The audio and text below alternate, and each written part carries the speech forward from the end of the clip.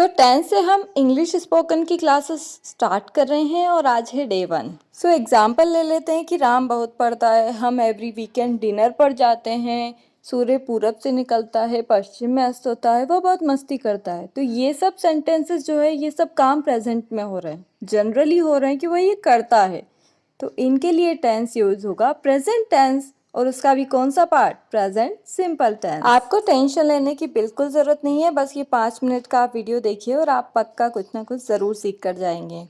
सो identity के लिए हम ले लेते हैं कि ताहे आता है, तीहे आता है, तेहे आता है एंड में, क्योंकि जो भी काम जनरली हो रहे हैं, प्रेजेंट में हो रहे हैं, उनमें हम ताहे ही बोलते हैं कि ये झूठा पानी पीता है, झूठ बोलता है, कुछ भी। ओके, समझने के लिए। अब इसके बाद है एक फॉर्मूला जो सबसे बेसिक है, आप सिर्फ इसे लर्न कर लीजिए, सारे टेंस आपको आ जाएंगे। बस कुछ ना कुछ हम उसमें ऐड करते जाएंगे। Subject plus verb plus object, that's it. अब ये पैक करके अच्छे से लर्न कर लीजिए इसको।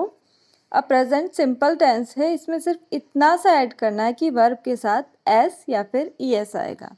अब एक काम जो आपको फॉलो करना है, सारे सेंटेंसेस रियल लाइफ से कनेक्ट करके बनाना। ओके, कोई आपका फ्रेंड है राम जो बहुत पढ़ाई करता है, तो सेंटेंस ले लिया हमने।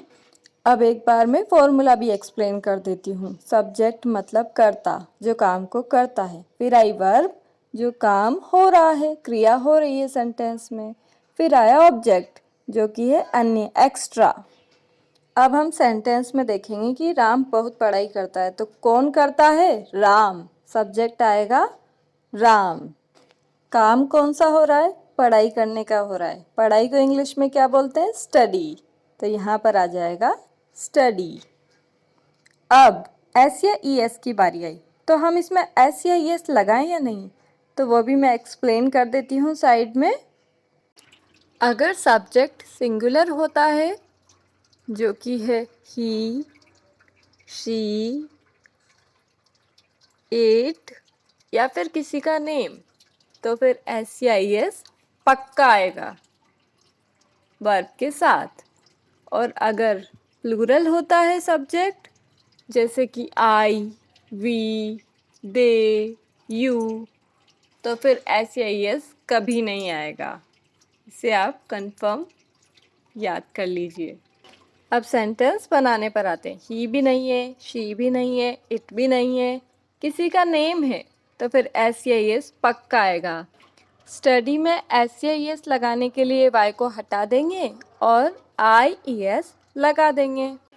सब्जेक्ट हो गया, वर्ब हो गई, वर्ब के साथ एस या ई एस लग गया। अब क्या बचा, ऑब्जेक्ट। ऑब्जेक्ट क्या है, बहुत। बहुत को हम इंग्लिश में बोलेंगे a lot. Ram studies a lot. Next sentence है हमारा, वह बहुत अच्छा डांस करती है। ये लड़की है, सब्जेक्ट लड़की है, तो इसके लिए आएगा शी। अब इसके बाद वर्ब। वर्ब काम कौन सा हो रहा है, डांस करने का, तो उसे इंग्लिश में क्या बोलेंगे, डांस। डांस। अब ये सिंगुलर है तो एस या एस आएगा, पक्का आएगा। ही, शी है ये, तो डांस के साथ लगाएंगे हम एस। She dancers. अब बचा है बहुत अच्छा, ऑब्जेक्ट, तो इंग्लिश में इसे बोलेंगे really well. She dances really well. Sentence बन गया। इंग्लिश में भी आप ऐसे ही बोलेंगे, अरे शी डांसेस रियली वेल। अब नेक्स्ट सेंटेंस है हमारा, वो बहुत नखरे दिखाती है। तो ये लड़की है तो आएगा शी। दिखाने को इंग्लिश में बोलेंगे हम शो। सिंगुलर है ये तो एस या एस पक्का आएगा, तो एस लगा देंगे वर्ब के साथ। अब क्या बचे, नखरे।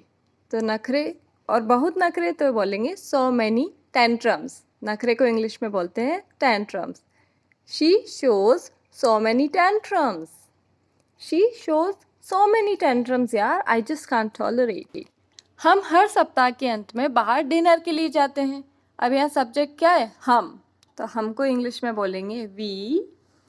अब वर्ब आएगी, वर्ब कौन सी हो रही है, जाने की, तो जाने को इंग्लिश में बोलते हैं हम गो।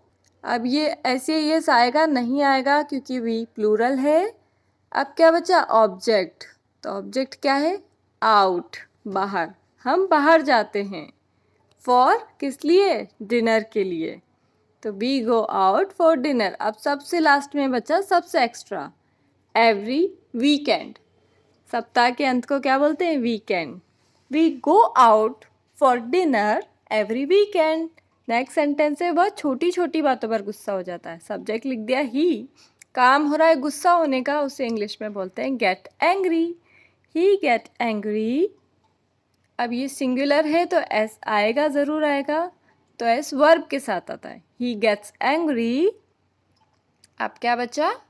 छोटी छोटी बातों पर, ओवर ट्रिवियल इश्यूज। छोटी बातों को बोलते हैं, छोटे इश्यूज को ट्रिवियल इश्यूज। सेंटेंस बन गया हमारा, he gets angry over trivial issues. Next sentence है, सूर्य पूरब से निकलता है और पश्चिम में अस्त होता है। यहाँ सब्जेक्ट क्या है? सूरज। काम कौन कर रहा है? सूरज कर रहा है। निकलता है या उगता है, इसे इंग्लिश में बोलते हैं राइज होना। तो यहाँ पर लिख दिया हमने राइज, सनराइज। अब सिंगुलर है तो एस या एस ज़रूर आएगा, तो हम एस लगा देंगे। सनराइजेस। अब क्या बचा? ऑब्जेक्ट। ऑब्जेक्ट है इन द ईस्ट, तो सूर्य पूरब से निकलता है। इसमें हम दो सेंटेंसेस को मिला के बना रहे हैं। अब पश्चिम में अस्त होता है, तो अस्त होने को इंग्लिश में बोलते हैं सेट होना। तो सेट सिंगुलर है तो एस लगा दिया, और इन द वेस्ट। आज के लिए सिर्फ इतना ही। आपको सिर्फ इतना सा करना है कि अगर आपको ये स्पोकन सच में लर्न करना है तो सेंटेंसेस बनाइए इस फॉर्मूले के ऊपर, कुछ भी जो भी आपको लगे। Thank you for watching. Next video के लिए फटाफट सब्सक्राइब कर लो।